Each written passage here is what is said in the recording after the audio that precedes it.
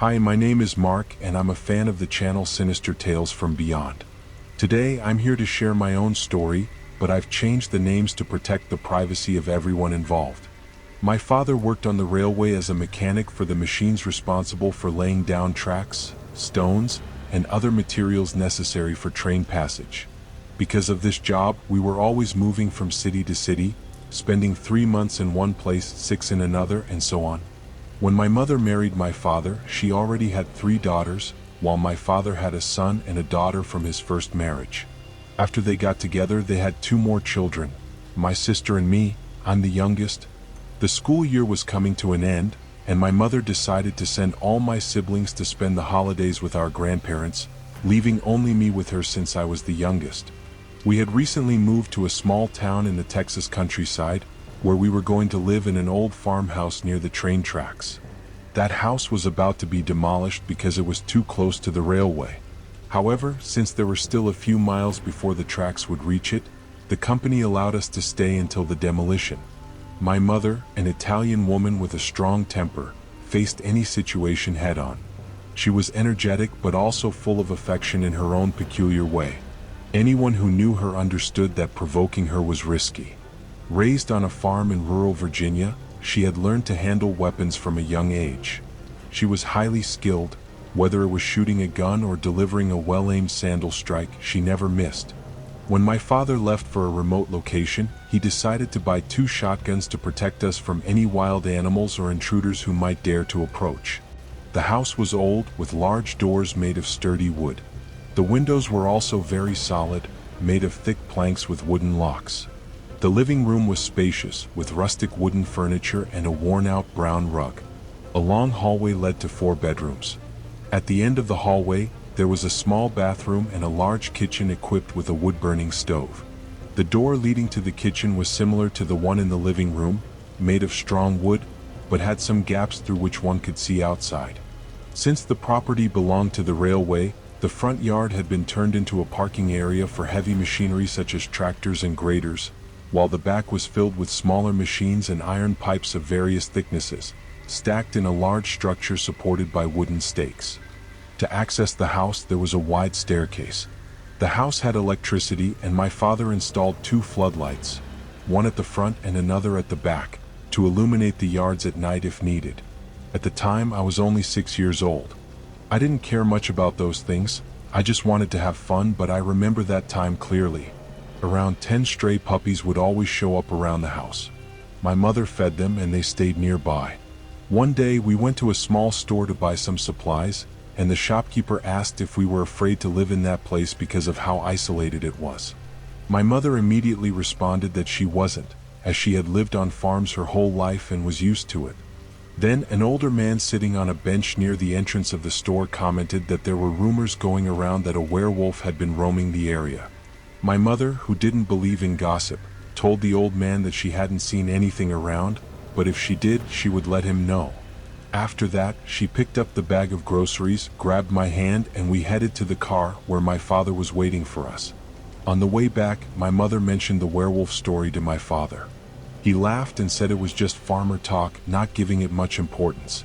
Later, he informed my mother that the next day, an engineer and a few others would be coming to the house to discuss matters related to the second section of the railway. With that in mind, my mother decided to prepare some cake and bread for breakfast. Later, we had dinner, and my mother, as always, preferred listening to the radio. My father chatted with her for a bit and then went to bed. He was a deep sleeper and hard to wake up. So, it was just my mother and me left in the kitchen. It wasn't very late when the dogs started barking and howling frantically. At that moment, my mother was sitting in a chair beside the radio, knitting. She stopped what she was doing and listened carefully to the noises. Then she turned and remarked that it seemed like the dogs had found something to chase. Suddenly, the dogs started running and barking farther away as if in a panic. Soon, we heard heavy footsteps around the house as if a bull were galloping in the yard. My mother thought it might be the neighbor's cattle that had broken the fence and entered our property. Abruptly, the running stopped, and we heard footsteps climbing the stairs at the front of the house. At that moment, my mother put down her knitting needles and focused. Then we noticed those footsteps circling the house, accompanied by a low growl. I have a vivid memory of the fear that washed over me. I ran to my mother, who was already standing, and clung to her leg. In silence, we listened to the footsteps and the growling. My mother led me to the kitchen, where we approached the crack of the window and the door, allowing our eyes to see that huge furry creature. It walked and sniffed the ground as if searching for something. Mom then picked me up with one arm and began to slowly step back toward the wall where Dad had hung the weapons. She grabbed one, looked at me, and signaled for me to stay silent. I was consumed by fear, and making noise wasn't even a thought in my mind. The creature started sniffing the door, which was only locked with the latch but had no bolt, which wasn't much help since it was just two wooden panels that could easily be pushed open. We could see through the window above the sink as that thing sniffed around. It even gave a slight push, causing a creaking sound, but the door didn't open. We were standing in front of the kitchen door. Clinging to my mother's leg, I was overcome with panic when I saw the creature's eyes through the crack in the door. The eyes, an intense yellow with reddish edges, were accompanied by a large snout.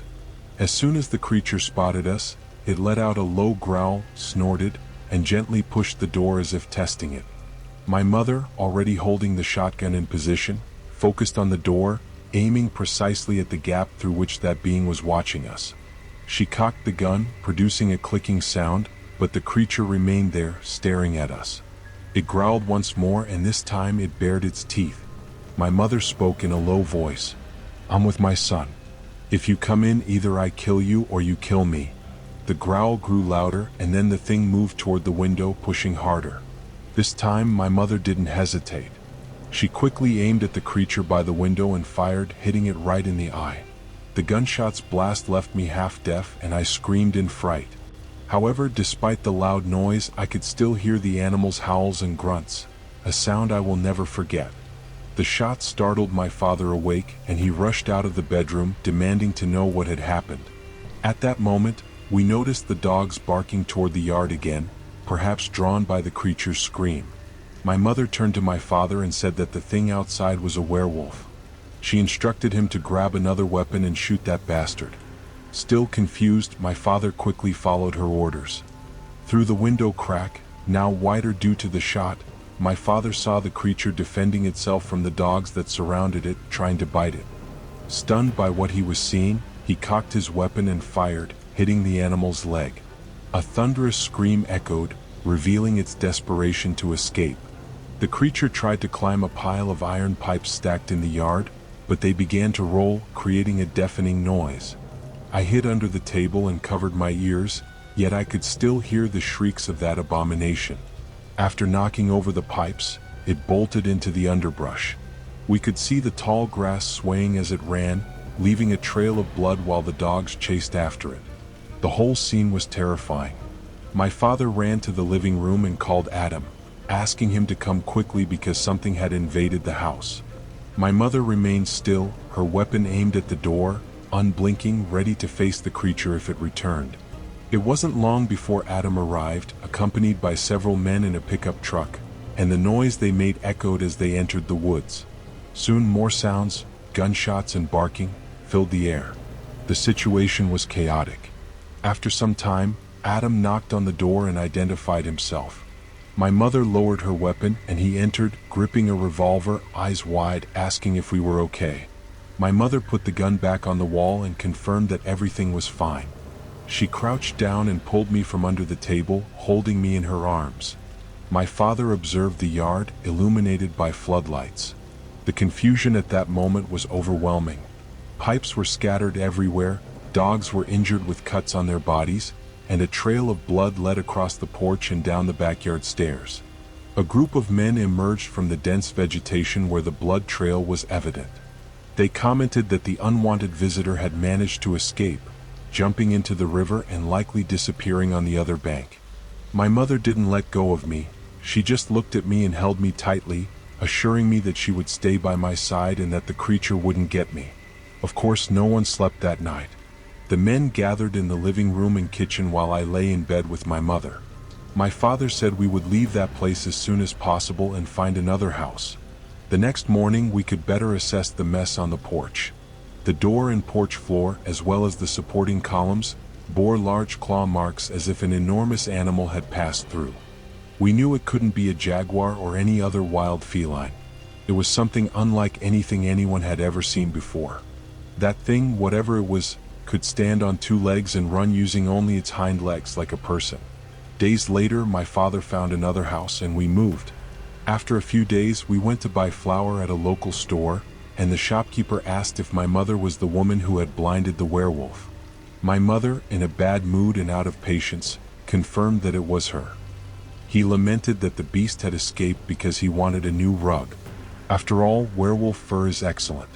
Before we left, she shot a glare at the old man and told him that if he saw a limping man around, he should shoot, because that bastard was the werewolf. This is my family's account, a story that happened when I was a child but remains engraved in my memory. I truly believe that creature was a werewolf, even if there's no way to prove it. All I can do is hope never to encounter that being again, something that, without a doubt, transcends imagination.